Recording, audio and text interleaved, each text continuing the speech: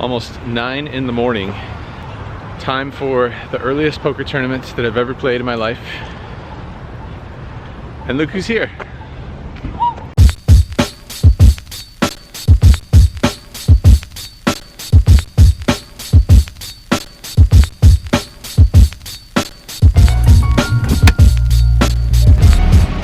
Wish me luck.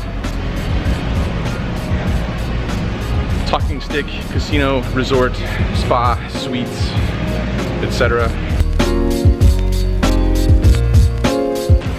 $1,100 tournament today.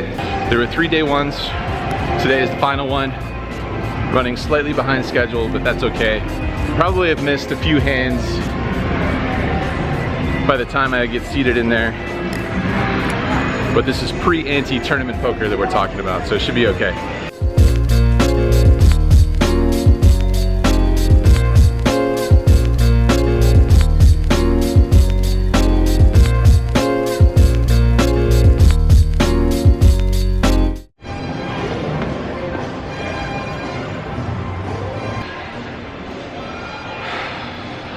So, we appear to have an epic fail on our hands. Apparently, this tournament here, the Arizona State Poker Championship, is capped. A capped field and sold out. So, that means it's impossible for me to get into the tournament. No idea what they cap it at as far as number of entries, but apparently they got a really good turnout. I don't know if they reached the cap last night or sometime this morning, but it's sometime previous to this moment right now. So, I guess I won't be playing any poker tournaments while I'm here in Phoenix, Arizona. However, I think the cash games are supposed to be pretty good. The problem for right now, this minute right now, is that all of the poker tables are in use by the tournament. And they probably won't be opening any cash tables, I would assume, for the majority of the day. Maybe later this afternoon they'll start opening up some cash tables as people bust out of the tournaments. So that leaves me with little to nothing to do, at least here at the casino, until, I don't know, maybe 4 p.m. or so. Currently 9:30 in the morning. Really would have liked to have slept in a little bit longer this morning, but I guess this gives me a chance to go home, back to the hotel, do some editing, and get caught up on the vlogs. So I guess check back in here in a little while.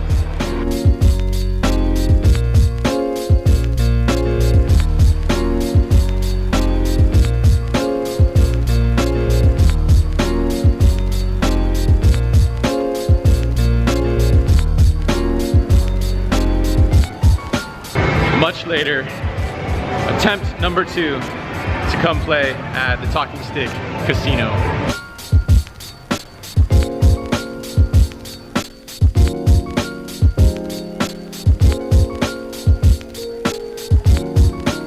Alright guys, hopping in a 3-5 spread limit Texas Hold'em game.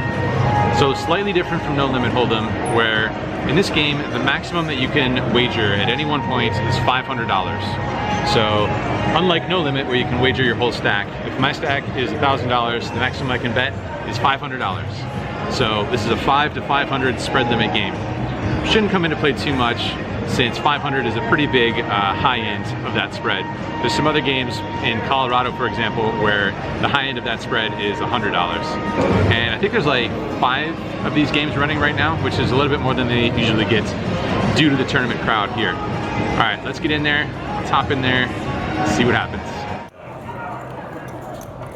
All right guys, poker is underway here, and just grinding it out. This is, at this point in the game, it's a couple hours since I've sat down. And in this particular hand, there's a straddle on, and the small blind calls, and I look down at ace king offsuit in the big blinds. Raising it up to $40 here. Straddler and the small blind both call. 3 ways to a flop, which is not really the ideal flop, not what we're looking for. Jack 9-8 with the flush draw. The action checks through on the flop. Turns an offsuit 3, and this time the small blind leads out. She bets about $70. Can't really continue here with ace king on this board, especially with the player behind me. Too connected, too wet. Just gonna have to give it up here.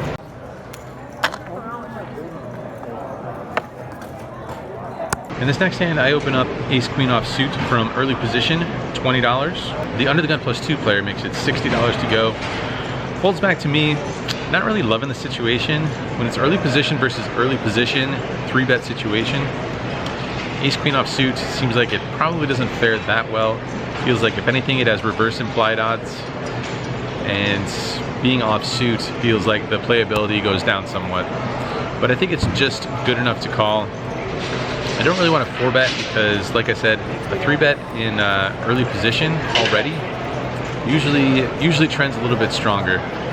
So I think putting in the 4-bet is just torching a little bit of money, and folding feels a little bit too weak. Although, to be honest, I wouldn't mind a fold that much in this spot. But I can't help myself and I make the call, so we go heads up to a flop. Flop comes Jack 9-3. I check it over to him and he puts in a bet. Happy to let it go at this point. Sure enough, tosses the cards over my way. 2 aces. And he says aces versus Neeme. Well done, sir. Show the aces to the rest of you guys, just to confirm. And yeah, like I said, that early position versus early position 3-bet, usually on the stronger side, usually. So to be perfectly honest, there were lots of hands where we might have gone to the flop. We had a decent number of playable hands, had ace king several times as well. Just not a lot of action in either direction. Often I think I would win the hand more often than I was losing with the premium hands, like ace king. Might see a flop and make a top pair, but not get too much action after that. Just grinding it out, not playing any big pots, not any all-in situations. So I'm up about somewhere in the neighborhood of $400 when this hand develops. There's 2 limps, and I look down at ace jack offsuit on the button. I raise it up to $30. The small blind and both the limpers call. So 4 ways to a flop, which comes 10-5-3 with 2 diamonds. Action checks to me, and I don't think it's that good of a situation to put in a c-bet, so just check it back. See a turn card, which, much better. Offsuit ace. Action checks to me again, and this time I'm happy to put in a bet. Make it $65. Folds to the second limper, who makes the call. So heads up to a river card, which is another ace, but it's the ace of diamonds. So 3 diamonds on board. It checks it over to me pretty quickly. So I would imagine that most players, when they end up making a flush on the river, it seems like they tend to play their hand pretty straightforward in those situations. They don't want the river to check back and they miss all the value. It's their last chance in the hand to collect value.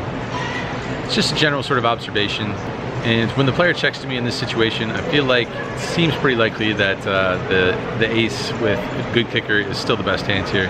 So I'm going to try and get some value from a weaker ace, maybe even a non-believing 10. So I bet $110. He thinks for a while, into the tank, and eventually decides on a call.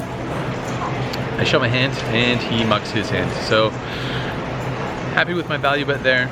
Got some decent value, good run out for sure, and a rare hand in this session that actually went to the river, went to showdown, and got multiple streets of value.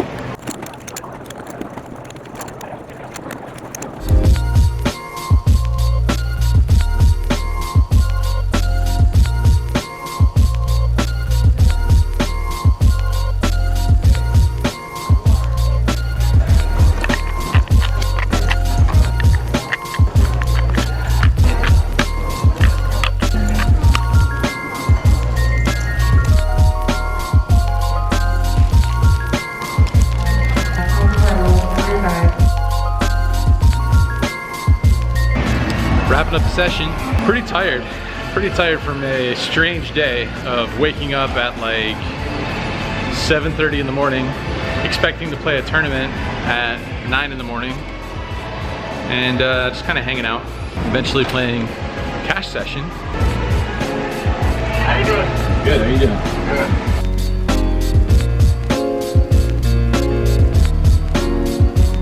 And now it's about 3 in the morning.